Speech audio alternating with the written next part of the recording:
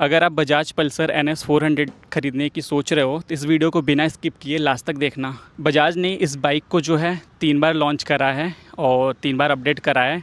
2024 model, 2025 and 2026 अभी है नहीं, बट उस पर भी हम बात करेंगे।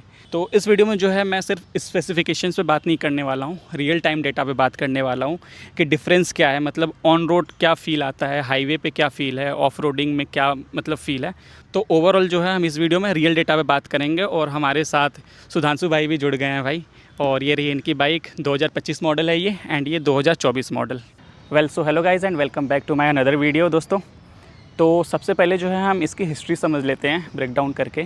तो 2024 में जब बजाज ने पल्सर NS 400G लॉन्च करा था तो उस समय की सबसे पावरफुल ये पल्सर की सीरीज़ थी भाई। और उसके बाद बहुत सारी चीज़ें जो थी राइडर्स को प्रॉब्लम फ़ील हुई, जैसे कि ब्रेकिंग में प्रॉब्लम फ़ील हो रही थी, टायर में भी थोड़ा सा जो है प्रॉब्लम फ़ील हो रही थी एंड इंजन भी उतना पावरफुल देने के बाद भी मतलब लोगों को लग रहा था कि इसमें थोड़ा और पोटेंशियल है। तो उसके बाद जो है बजाज ने कस्टमर्स की प्रॉब्लम सुनी, राइडर्स की प्रॉब्लम सुनी और लॉन्च करा 2025 मॉडल, जिसमें उसने इम्प्रूव करे ब्रेकिंग।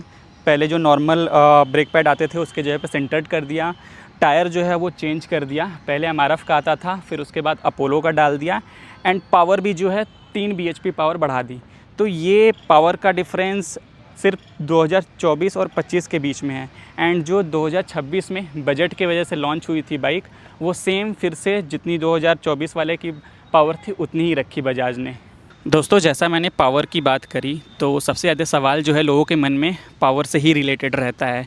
तो उसके लिए जो हमारे साथ सुधांशु भाई खड़े हैं तो रियल टाइम पे डेटा आप लोगों को पता चल पाएगा। एंड यहाँ पे 2024 मॉडल मेरी खड़ी है, 2025 इनकी खड़ी है भैया की एंड 2026 जो कि कट ऑफ होके अभी आई थी GST के वजह से 350 cc में इंजन आया था, उसका भी मैं बता दूंगा, पर अभी बाइक तो है नहीं यहाँ पे। तो 2024 में जो था अराउंड 40 PS का जो पावर था एंड 2025 मॉडल में जो है अराउंड 43 PS का पावर था। तो डिफरेंस जो है वो 3 PS का सिर्फ कागज़ पे नहीं है भाई, रोड पे भी फील होता है। मतलब इस बाइक को अगर आप कहीं पे भी, मैं अपनी रियल टाइम एक्सपीरियंस के साथ बता रहा हूँ, हाईवे पे अगर आपको 120 में भी ओवरटेक करना है, आप बहुत ही स्मूथली इसको जो है ओवरटेक कर सकते हो। 120 के स्पीड पे भी चल रही गाड़ी है तो। एंड अभी मैं भैया से भी बात करूँगा, इन्होंने अभी लॉन्ग कोई जर्नी तो करी नहीं है, छोटी मोटी जर्नी करी है, बट इनका रियल एक्सपीरियंस क्या है वो भी जानेंगे दोस्तों। तो आपने जैसे कि मेरी भी बाइक चलाई है एंड आपने अपनी भी बाइक चलाई है, तो आपको डिफरेंस क्या फ़ील होता है? डिफरेंस ऐसा कुछ फील होता नहीं है वैसे, हाई सबको बस थोड़ा बहुत 19-20 का फ़र्क लगता है। बस वही थोड़ा लगता है कि थोड़ा ये ज़्यादा ही पुल कर रही है इनिशियली, लेकिन थोड़ा स्टेबल होने के बाद दोनों ऑलमोस्ट सेम लगते हैं। जब हम इसके टॉप एंड की बात करेंगे तो आपको इनका पावर का मेजर डिफरेंस फील होगा। वैसे 2024 वाले मॉडल की जो टॉप स्पीड आई गेस 165 है मेरे ख्याल से। 165 जाती है, और लेकिन ये वाली 175 to 180 के तक जाती है। 180 तक जाती है। बिल्कुल बिल्कुल। अगर आप डेटा उठा के देखोगे, बहुत सारे ऐसे ब्लॉगर्स पड़े हुए हैं जिनके आप डेटा उठा के देखोगे, तो वैसे तो हमारी काम नहीं है कि हम रेसिंग करें, बट टॉप एंड वगैरह जो है हम चेक कर लेते हैं। ऐसा नहीं है, हाईवे पे कभी कभी हमने भी चेक करा है, 160 पे भी मैंने भगाया है इसको टॉप एंड तक पूरी, एंड इन्होंने भी भगाया है। तो 3 PS का जो पावर है ना, वो आपको टॉप एंड पे फील होता है कि हाँ भाई इसमें पावर ज़्यादा है। एंड एज़ जनरल राइडिंग में आपको, सिटी राइडिंग में हो गया, हाईवे पे आपको ऐसा कोई मेजर डिफरेंस नहीं फील होने का। सेम यही चीज़ जो है 40.6 PS के साथ लॉन्च करी है 350 cc वाली, जो कि 2026 की नई मॉडल है बजाज ने। तो सेम जितनी पावर इसमें है उतनी पावर उसमें, बस सबसे ज़्यादा फीचर्स जो हैं वो 2025 के मॉडल में है, क्योंकि इसमें 3 PS का पावर ज़्यादा मिलता है। फीचर्स की भी अभी आगे हम बात करेंगे, क्या क्या फ़ीचर्स थे और क्या क्या डिफरेंस थे। दोस्तों नेक्स्ट जो है वो हम फीचर्स की बात कर लेते हैं। इसमें सबसे पहले मैं जो है राइडिंग मोड की बात करूँगा। 4 मोड हैं, road, sports, rain end of road. And Bluetooth connectivity, 10x10 navigation भी हैं एंड सेम फीचर्स जो हैं उसमें भी हैं 2025 के मॉडल में, बट कुछ एक्स्ट्रा फीचर्स भी जो है बजाज ने, वो जैसा कि कस्टमर का रिव्यू था 2024 के बाद, तो वो भर के उसमें दिया है बजाज ने, वो हमारे सुधांशु भाई बताएंगे अब।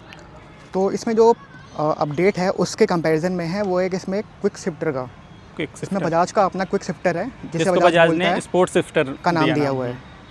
तो वो सिर्फ स्पोर्ट्स मोड पे काम करता है, बाकी के तीनों मोड पे काम नहीं करता।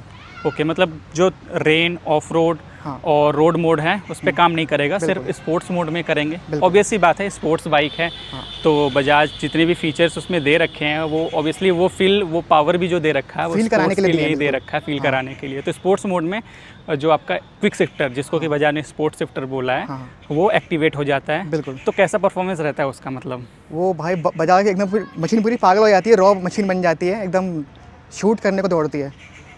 मतलब कि ये काफ़ी अच्छी अपडेट बजाज ने दी है। हाँ। एंड उसके साथ ही साथ ब्रेक पैड जो थे इसमें नॉर्मल आते थे, उसमें बजाज ने सिंटेड सिंटेड कर वाले डाल दिया। दिया।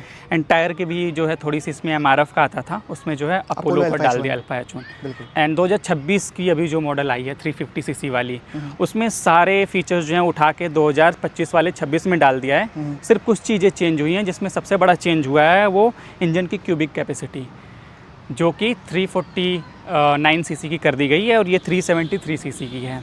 एंड टायर भी थोड़ा चेंज कराया है ना मेबी MRF के टायर उसमें डाले हैं। अच्छा, MRF के टायर अपोलो के उसमें टायर डाले शायद हैं। नहीं है मेरे ख्याल से। Okay okay. I am not sure. तो मतलब इंजन में यही था कि इंजन तो इसका भी 373 सीसी का है एंड इसका भी 373 सीसी का है, तो पावर कहाँ से हुआ कम ज़्यादा? तो पावर की जो है ना वो डेफिनेशन बहुत लंबा हो जाएगी। उसको जो है कंपनी ट्यूनिंग करती हैं, ट्यूनिंग करके जो है इसकी पावर बढ़ाई गई है। अभी इस 373 सीसी को ट्यूनिंग करके 50 bhp भी पावर हम दे सकते हैं, तो वो डिपेंड करता है, वो बिल्कुल अलग टॉपिक हो जाएगी दोस्तों। Next and one of the most important question मुझे लगता है, जहाँ तक कि हर कोई ये चीज़ जानना चाहता है कि माइलेज क्या दे रही है भाई बाइक।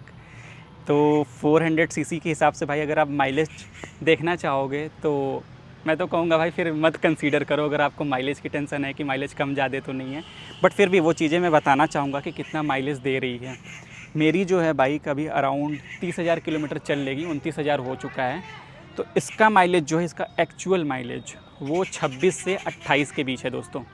और मतलब अगर मैं डिटेल में बताऊं तो हाईवे पर अगर आप प्रॉपर चलाओगे अच्छे से, तो आपके राइडिंग कंडीशन पे भी डिपेंड करता है कि आपकी राइडिंग कंडीशन कैसे है। तो वो डिपेंड करता है हर एक अलग बाइक पे। तो 30 तक की भी माइलेज दे देती है, ऐसा नहीं है कि 28 तक ही है, बट ऑन एन एवरेज 26 से 28 देती है। नेक्स्ट जो ये 2025 मॉडल है सुधांशु भाई की, तो इन्होंने भी अराउंड लगभग ज़्यादा नहीं चलाया, 12,000 किलोमीटर अराउंड चला लिया है। तो ये अभी थोड़ा सा माइलेज कितनी दे रही है बाइक, सुधांशु भाई आप बताएं अपना। मेरी माइलेज दे रही है, टू बी ऑनेस्ट मेरे हिसाब से दे रही है कम से कम 23-24 का माइलेज दे रही है। 23-24 दे रही है, 22-23-24 के बीच में। मतलब आपने 12,000 किलोमीटर जो अभी तक चलाया है हाँ, उसके बीच आपने जितनी भी नोटिस करी है, जब भी आपने कैलकुलेट करा है, तो वही 22 से 24 के बीच में माइलेज आ रहा है। तो मतलब इससे 1-2 kmpl का कमी है ज़्यादा। मोस्टली मेरा यूज़ होता है सिटी के अंदर। सिटी के अंदर हाँ, आपने मेरा ऑफिस से घर, तो घर से ऑफिस। ऑब्वियसली दोस्तों हाईवे पे जो है गाड़ियाँ ज़्यादा अच्छी माइलेज देती हैं। हाँ। तो भैया जो है वो सिटी में ही मोस्टली यूज़ करते हैं, तो इस वजह से इनकी माइलेज थोड़ी कम है। अदरवाइज़ माइलेज में कोई बहुत बड़ा डिफरेंस नहीं है। हाँ, बट थोड़ी सी पावर ज़्यादा दे रखी है इसमें। तो अगर आप टॉप एंड पे देखोगे तो इसकी माइलेज जो है 16-17 पे आ जाती है, तो इसकी ऑब्वियसली 15 पे आ सकती है। तो टॉप एंड पे वो चीज़ें डिफरेंस हो सकती हैं। एंड अभी यहाँ पे 2026 मॉडल फ्रेम में नहीं है, तो उसकी भी हम बात कर लेंगे। उसकी माइलेज की अगर हम बात करें तो जैसा कि मेरे को डेटा मिला है, उसका माइलेज लोग क्लेम कर रहे हैं कि 26 से 28 उसका भी है, जैसे इसका माइलेज है। सेम माइलेज है, सेम ही माइलेज का लोग same क्लेम mileage कर रहे हैं कि 26 से 28 उसका भी माइलेज है।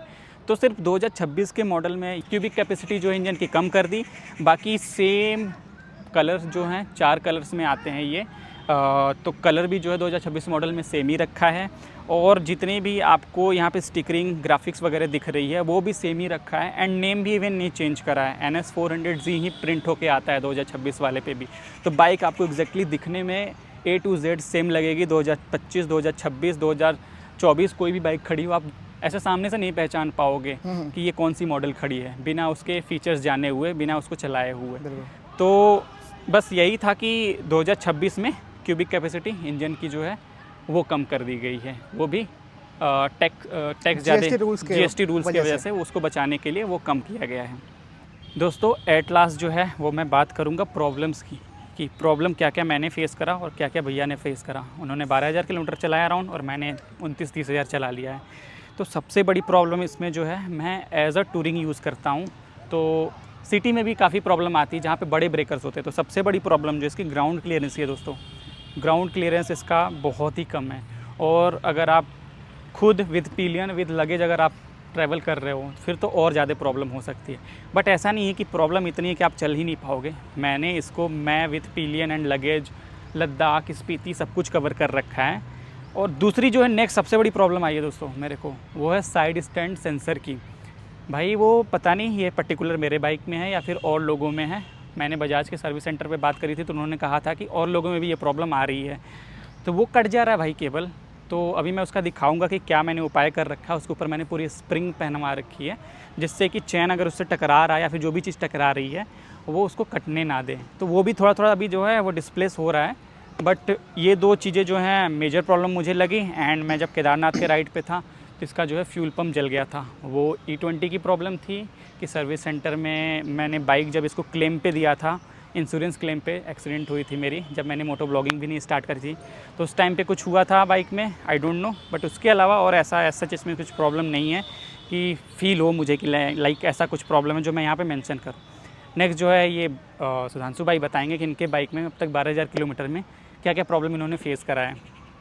जहाँ तक मैंने चलाया तो नहीं है टू बी ऑनेस्ट, लेकिन जहाँ तक मैंने भी ग्राउंड क्लियर्स का मैं भी एग्री करता हूँ कि मैंने भी फेस किया हुआ है। और दूसरा मेरा ऐसा कुछ है नहीं क्योंकि ज़्यादा चली नहीं है। क्योंकि ज़्यादा अपने चलाई नहीं है और चलाई लॉन्ग नहीं राइड है। पे आप ज़्यादा निकले नहीं हो ज़्यादा तो निकला वो नहीं आइडिया हूँ। नहीं लग पाता कि हाँ, कहीं कोई बिल्कुल। बड़ी प्रॉब्लम है कि नहीं। लेकिन मैं एक चीज़ बोलना चाहूँगा सर्विसिंग के बारे में। सर्विसिंग उतनी अच्छी नहीं है। सर्विसिंग का तो मैं बजाज का बोलूँगा ऑल ओवर उनको इंडिया और जो भी है। अच्छा करना चाहिए। उनको ना कम से कम बाइक को देख के, बाइक को प्रायोरिटी पे रख के उनको सर्विस करनी चाहिए, एग्जैक्टली है ना। जैसे मान लो इम्प्रूवमेंट वैसे टाइम के साथ इन्होंने अब 3 मॉडल लॉन्च कर दी, 2024, 25 और 26। उसके साथ टाइम के साथ तो इम्प्रूवमेंट कर सकते हैं बट सर्विसिंग इनकी जो है अभी भी वैसी ही है। वैसे ही है। वैसी ही है। तो और ऐसा मतलब कि आपने भी 12,000 किलोमीटर जैसा कि मेंशन करा तो आपने ज़्यादा चलाया नहीं है। तो ऐसा नहीं है कि बहुत ही कम चलाया, 12,000 भी बहुत होता है, ऐसा नहीं है। तो कोई ऐसा बड़ा प्रॉब्लम इन्होंने फेस नहीं करा है। ऐसा कुछ नहीं है। तो बाइक तो भाई अच्छी है, बजाज ने बाइक जो बनाई है वो काफ़ी अच्छी बनाई है। और इस बजट रेंज में कोई इस बाइक के आसपास भी नहीं है दोस्तों। ये तो जो है फैक्ट है, वो मानना पड़ेगा। बाकी हम किसी और बाइक से कंपैरिजन नहीं कर रहे हैं। अगर आपका ये बाइक लेने का मन हो तो आप ले सकते हो भाई, बिल्कुल ले सकते हो। बट ये चीज़ ध्यान रखना कि बजाज की सर्विसिंग जो है वो बहुत प्रॉब्लमेटिक है। मतलब आपको हर जगह प्रॉब्लम फेस करना पड़ जाएगा अगर बाइक खड़ी हो गई तो उसमें आपको बजाज कुछ हेल्प नहीं कर पाएगा। सर्विस में इसकी प्रॉब्लम है, अदरवाइज़ उसके अलावा बाइक जो है बहुत अच्छी है। एक लास्ट चीज़ मैं मेंशन करना चाहूँगा, हर किसी का क्वेश्चन रहता है कि जनरल सर्विस में कितने पैसे लगते हैं इसको। तो हर एक जनरल सर्विस में आपको 1800 से 2200 के बीच में मोटा मोटा जो है उतने में जनरल सर्विस आपकी 5,000 पे 10,000, 15, 20,000, 25,000 किलोमीटर में जो जनरल सर्विस होती है इसकी बड़े आराम से हो जाती है। दोस्तों वीडियो एंड करने से पहले मैं एक चीज़ और बोलना चाहूँगा कि ऑब्वियसली ये बाइक जो है 2025-26 मॉडल सारी E20 कंप्लाइंट हैं। बट E20 जो है वो प्रॉब्लम क्रिएट करता है। जैसा कि मैंने मेंशन करा, मेरा फ्यूल पम्प जल गया था तो उसके पीछे रीज़न हो सकता है E20 पेट्रोल का ही रहा हो, ब्लॉकेज हो गया हो उसके वजह से। तो मतलब कि इन्होंने भी प्रॉब्लम कभी कभी फेस कराया है। जैसे लाइक कभी कभी बाइक जो है वो बैकफायर करती है, बंद भी हो जाती है। तो वो रीज़न जो है E20 पेट्रोल का ही है, हो सकता है, और कोई दूसरा रीज़न नहीं है। बाकी आपको इसका क्या लगता है, सलूशन क्या होना चाहिए? पहले मुझे लगता है कि इसमें इशू मैं बताऊँगा थोड़ा अच्छे से कि फॉर एग्जांपल मैंने अगर इसमें टैंक फुल करवाया सैटरडे और करवा के मैं घर चला गया और संडे मेरी बाइक खड़ी हो गई बाई एनी मीन्स, तो मंडे को ना थोड़ा बहुत पेट्रोल और इथेनॉल सेपरेट हो जाता है क्योंकि अभी मानसून चल रहा है। मानसून चल रहा है। तो E20 में क्या होता है कि फेज सेपरेशन एक टर्म है। एग्जैक्टली पेट्रोल ऊपर चले जाएगा और जो इथेनॉल है वो नीचे आ जाएगा। हाँ। तो वो कभी कभी बाइक जब उस समय मंडे को मॉर्निंग में स्टार्ट होगी ना, तो इनिशियली 1-2 किलोमीटर थोड़ा सा इसको स्ट्रगल करना पड़ता है। समझ रहा हूँ। स्पेशली ऑन मंडे अगर जब बाइक मतलब थोड़े इंटरवल के लिए लाइक 24-48 घंटे के लिए खड़ी हो गई due two phase separation of E20 petrol. हाँ एग्जैक्टली। ये प्रॉब्लम तो है भाई, ये प्रॉब्लम है। और मानसून में ये प्रॉब्लम ज़्यादा होती क्योंकि जो हमारा E20 है वो अपने एटमॉस्फेयर से मॉइस्चर को एब्जॉर्ब करता है, ठीक है। तो उससे और भी फास्ट होता है इसका फेज सेपरेशन। तो इसका सोल्यूशन मेरे ख्याल से एक ही है कि इसमें अच्छी क्वालिटी का पेट्रोल जाना चाहिए। एग्जैक्टली। ये मतलब मेरा भी पॉइंट था कि एटलीस्ट ये ऑप्शन रहे कि आप पेट्रोल जो है नॉर्मल पेट्रोल प्योर वो अवेलेबल रहे ताकि जो डलवाना चाहे वो डलवा सके भाई। क्योंकि हमारे या फिर आपके कहने से गवर्नमेंट जो है वो चेंज तो कुछ करने वाली नहीं है कि सजेशन दे सकते हैं गवर्नमेंट को। ये चीज़ रहे कि यार ऑप्शन रहे तक अगर कोई कस्टमर चाह रहा है वो नॉर्मल पेट्रोल प्योर पेट्रोल डलवाना तो डलवा सके। सरकार बोल रही ऑप्शन है हमारे पास E100 क्या कहते हैं 100 वाला जो XP100 होता है, स्पीड 100 वगैरह, पर वो एक आम जनता के बजट से बहुत बाहर हो जाता है। हाँ। यहाँ पे दिल्ली नोएडा में शायद 168-170 टच कर रहा है, एंड वो हर एक पेट्रोल पंप पे अवेलेबल भी अवेलेबल भी नहीं नहीं होता, वो बहुत ही गिने चुने पेट्रोल पंप पे होता है, गिने चुने rarely उसको फाइंड मैंने इसका डेटा देखा था कहीं, पूरे इंडिया में 67 पेट्रोल पंप ही ऐसे हैं जहाँ पे वो अवेलेबल है। अवेलेबल, इसकी अवेलेबिलिटी बहुत कम है, तो ऑब्वियसली वो कॉस्टली भी बहुत हो जा रहा है। हाँ। और उसके हिसाब से बाइक्स को इंजन भी देने पड़ेंगे। हमको अगर लास्ट मोमेंट में इसमें अगर फ्यूल अप करवाना होगा किसी रैंडम पेट्रोल पंप से, तो वहाँ पे हम ढूंढेंगे अगर वो, तो हमको नहीं मिलेगा, नहीं मिलेगा। जो वहाँ पे अवेलेबल रहेगा ऑप्शन, हमें वही डलवाना पड़ेगा। एग्जैक्टली। तो ये प्रॉब्लम है दोस्तों E20 का। बाकी आप लोग कमेंट करना यार कि क्या आप आपको लोगों भी का, ऐसा लगता है कि इसमें ऑप्शन होने चाहिए हमारे पास अफोर्डेबल रेंज में प्योर पेट्रोल के? तो अपने अपने मतलब मैं बोलूँगा राय या फिर सजेशंस आप कमेंट बॉक्स में कमेंट कर सकते हो। तो दोस्तों ये था ओवरऑल वीडियो जो कि कंपैरिजन हमने करा अभी तीनों मॉडल का। ऑब्वियसली तीसरी मॉडल फ्रेम में नहीं है, बट सारा कुछ उसका भी हमने कंपेयर करा है। बाकी इस वीडियो को यानी कि इस ब्लॉग को यहीं ख़त्म करते हैं। और काफ़ी अच्छा लगा सुधांशु भाई आपसे बात करके, आपने डिटेल्स जो हैं शेयर करी और आपने अपनी बाइक यहाँ पे लाई, और उससे क्या है कि रियल टाइम डेटा हम जो है अपने व्यूअर्स को बता पा रहे हैं, जो कि ऐसे सिर्फ बात कर लेते तो वो फील नहीं हो पाता कि क्या क्या प्रॉब्लम है या फिर क्या क्या एक्चुअल माइलेज वगैरह जो भी चीज़ें हैं वो हम रियल टाइम डेटा अपने व्यूअर्स को बता पा रहे हैं। तो मिलते हैं नेक्स्ट ब्लॉग में। Till then ride safe, keep exploring and enjoy.